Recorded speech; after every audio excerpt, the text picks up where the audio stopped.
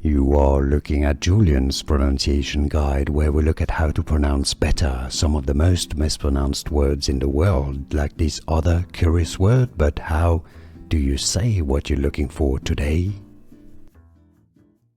This is a confusing word because it starts with a G letter, but it's pronounced with a J sound. The meaning is the main point or part or the essence, pronounced in English as just. So it's a soft G pronounced like a J. You have the phonetic spelling at the bottom, G-I-S-T, just. English pronunciation, how to pronounce just.